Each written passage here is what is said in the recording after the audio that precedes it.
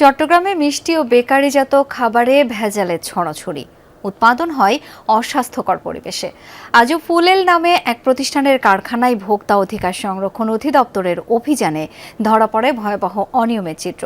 নোংরা পরিবেশ, উচ্চমাত্রার প্রিজারভেটিভ ব্যবহার, মেয়াদে ঘাপলা সহ নানা অভিযোগে মালিককে 1.5 লাখ টাকা জরিমানা করে অভিযান টিম। সিলন টি রপ্তানিতে শীর্ষে।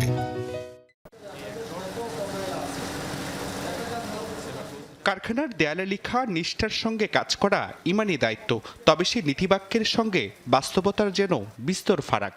মিষ্টি জাতীয় খাবারে ব্যবহার করা হচ্ছে কেওড়া জল, গোলাপ জল, ভ্যানিলা ফ্লেভার সহ নানা উপাদান।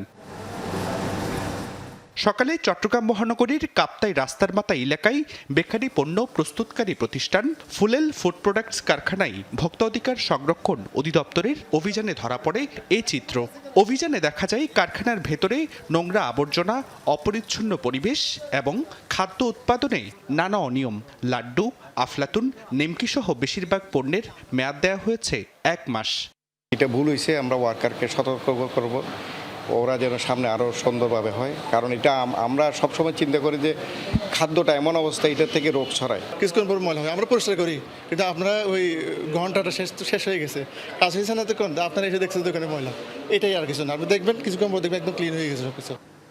অভিযানে উচ্চমাত্রার প্রিজারভেটিভ ব্যবহার এবং খাদ্য উৎপাদনে নানা অনিয়মের দায়ে প্রতিষ্ঠানটিকে অর্থদণ্ড দেওয়া হয়।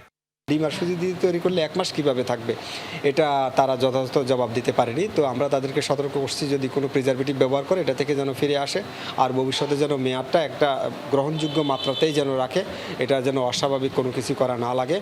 আর আমরা তাদেরকে সতর্কতামূলক 1.5 লক্ষ টাকা অর্থদণ্ড করেছি। কারখানার কর্মীরা অভিযান টিমকে জানান, এই কারখানায় উৎপাদিত মিষ্টিজাত খাবার চট্টগ্রাম নগরীতে ফুলেল নামে 6টি শোরুমে বিক্রি করা হয়।